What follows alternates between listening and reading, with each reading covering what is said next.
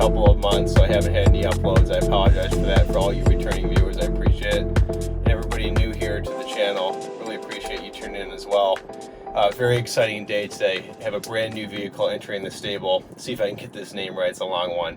So this is a Jeep Wrangler Rubicon Unlimited, modified by American Expedition Vehicles. It's a JL370, and it's VIN number 001, the number one JL AEV vehicle off their production line. It's finished in a one-off Sand Glow paint job, and you might recognize this for all you fans out there of Camel Trophy. This is actually the exact same color. So as I said, this is actually a one-off vehicle. This is the vehicle built for SEMA, finished in the Sand Glow, as I mentioned. There was another SEMA vehicle that they featured in their 2018 show that was finished in Hydro Blue, I believe.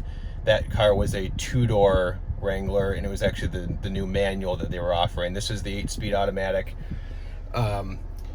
which is a fantastic transmission in this Jeep. It was in dire need of an update, as the last Jeep, the JK, was a 5-speed auto box that was just absolute garbage, and it really allows this vehicle to showcase its performance both on and off-road, and it gets a lot better gas mileage, and it's just much more livable day to day. So one of the things I like the most about this package from AEV is that it genuinely looks OE compared to a lot of aftermarket Jeep offerings. You know, you can go out in the market and you just see slews of aftermarket parts, you know, Smitty built, there's Mopar parts, etc., right from Chrysler. But I think that American Expedition Vehicles does the best job at this. That was sort of their goal. I don't want to take the words out of the founder's mouth, but it's really to provide this sort of turnkey-like experience, adding to the already unbelievable capability that Jeep offers in the market, and that's what's so great about these AEVs. All right, I think that's enough of me blabbing. Let's get this thing on the road and see what it's all about. All right, everybody, welcome to the on-road sort of drive review of the AEV JL370 Vin 001. There's a special guest with me on the channel today. It's my brother Avery. Say hello. Hello. He's the resident AEV expert, so I'm going to be the fanboy, I would say. I think so too. So we're going to be referring to him a little bit here today for some interesting questions and comments about this vehicle. I talked a little bit about it in the introduction. Again, this is the first JL off the line for American Expedition Vehicles. It's a company based in Wixom, Michigan, also headquartered in Montana, and they make really turnkey modified Wranglers, and they also have a Ram offering, as well as a Chevy Colorado ZR2. They actually work with Chevy OE for an off-road purpose-built package for that vehicle. So some of the first sort of impressions of this car. Again, the steering is very vague. It's very soft. It's totally electronic, but I mean, it's direct enough. It's not really point and shoot like you'd have in something like a 911 GT3, right? Yeah. But it does the job well.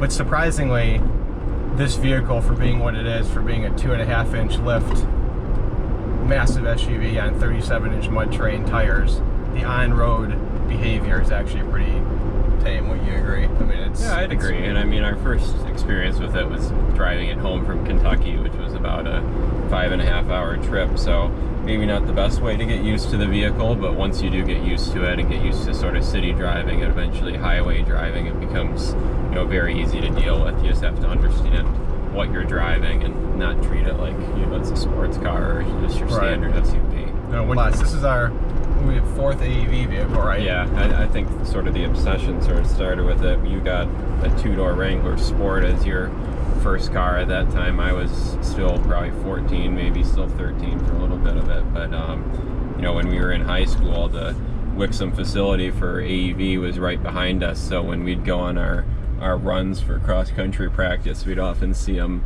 filling up and airing down or airing up at the local gas station. And, you know, we would always kind of lust for one of those. So that sort of started the obsession, and that's why for us, we really enjoy the vehicle. We don't really miss something like the SVR because these hold like some sort of special memory and desire in our heart from when we were a bit younger. Yep, and it's a very special brand. They were sort of the forerunners in multiple categories with Jeep. One of them being the Jeep, the Brute, right? Yep.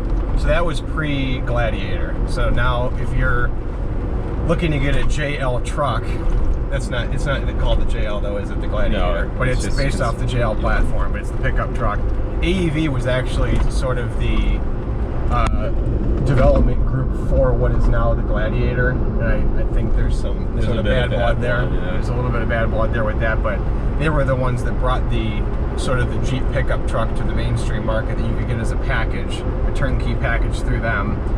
And they also were probably more famous for stuffing the Hemi 5.7 and the Hemi 6.4 into the Jeep Wrangler, of which we've had both. Yeah, we've had both. Right. So 6.4 was pretty crazy, terrible gas mileage, but enjoyable nonetheless. And then the 5.7 we had with all terrains instead of mud terrains, so that sort of felt like much more of a smooth ride, but still an all-around great vehicle. Yep. So the 6.4 runs premium, and obviously right now 8 miles per gallon, over $4 per gallon, not exactly the best.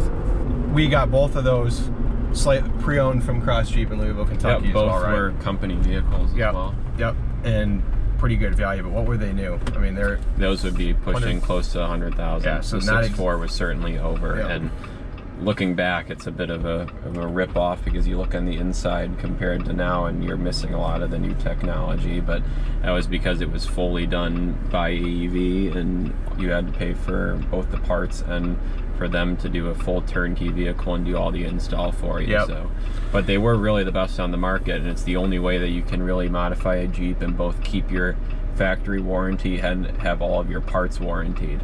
So that's what's great, is so AEV does all of the warranty on the upgrades, and then Jeep will keep your sort of powertrain and everything else that's standard. Yeah, and that was one of the things I talked about sort of earlier in my introduction to, and he just expressed that as well, as you can go to Quadratech, you can go on eBay, Craigslist, whatever, and you can do piecemeal part builds for these Jeeps, and all you have to do is leave your house really, and you're going to see some Jeep with some type of aftermarket part offering put on it. But none of them are as comprehensive or sort of thought out as well in terms of a complete package as American Expedition and it does Vehicles become offers. a money pit. I know a lot of people joke about how they're always adding parts and more parts to their Jeep, and you don't get that value out on the other end, because when you're doing your Kelly Blue Book and whatnot, all you see is the base vehicle, and that's what you're going to get on your trade-in. And we found it to be much different with AEV, since it has its own stamped build number. If you do go through and do the full package and actually get that number assigned like this one does, you can make the case for why the vehicle should have higher value compared to another. And we've ended up receiving that on the other end when we've gone to trade in and sell vehicles. Right, it hasn't been underwater. But all in all, it's more than just adding a winch and tires to the car. Again, going back to the OE point, when I'm driving this right now, I don't feel like it is just a Jeep Wrangler with a bunch of parts strewn together. It's comfortable. The ride is arguably better than stock. These are Bilsteins on here, the shocks, right? And a lot of that is thanks to AEV's Pro-Cal module that they do. I can't go into too much of the technical specifics, but they end up tricking the computers of the vehicle to thinking it's still on sort of like a stock ride height, so you're not having any issues, no warning lights or anything, and everything's clear. Good. Yep, everything's clear right now. I apologize, the road noise is probably bad because of the mud trains, but I'm going between 55 and 60 miles an hour right now, and it's very smooth. You can and if you use cruise control right now, you're probably getting about 23, 24 miles per gallon, which is pretty good. Surprising, right? As opposed to the 8 or 9 I'd get it out in the 6.4. So I encourage, whether you're a Jeep fan or not, to go check out American Expedition Vehicles, and particularly Cross Jeep in Louisville, Kentucky. They were absolutely fantastic in helping us source this car. There were a bunch of people trying to hop on this immediately, and luckily they secured it for us quickly, and they're awesome to work with. So I encourage you to give them a shout if you're looking for one of these. They can source you a used one, or they can build a brand new one through AEV with you and work and the car will never even show up to the dealer until it's fully done, which is great. It gets shipped from Jeep to AEV and then straight to you, or you can pick it up from the dealer. Okay, so I'm coming up with my fun twisty roads part, which is exactly where you want to be with a giant lifted Wrangler, right? Yeah. But we'll do it anyway. See how she goes. There's nobody coming. There we go.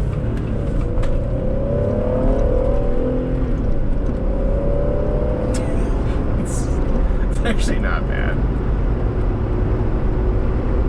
No, I mean, the on-road manners are really good. We were test driving one of these at AEV a few years ago, and the guy goes, take it full speed around the corner. I'm just like, this guy wants to kill us. Jesus. I mean, that's a 25 mark corner that I've gone in. I went in at 48. It doesn't feel like it's going to flip or anything. There really is not much body roll. No, the turn-in's pretty good. It's just the steering that you're kind of worried about. It's sort of vague, but once you get used to it, the turn-in's fine. I mean, it's really... It seems like they lowered the center of gravity a lot more than it really is. Yeah, well, I think that's partially thanks to the higher fender flares. They don't need to raise it up as much as they used to, because in the past, in order to get 37s on an AEV build, the mud terrains, you'd have to go on a 4.5-inch lift. So right now it's 2.5 inches, and it can fit in our garage, a standard garage, which is great. In the past, we would have had to go sans roof rack because the ride height was too high, and you wouldn't be able to pull into any sort of garage. So, and there will be off-road videos on this, by the way. I'm going to get absolutely destroyed for not doing that. I know that nobody really does on-road views or videos of this vehicle. That's why I wanted to talk about a little bit how the on-road manners are, because not everybody's daily job is doing mudding and rock crawling and things like that. So, and AEV's sort of motto behind these vehicles is that it is supposed to be an all-around. It's supposed to have some sort of rock crawling capability.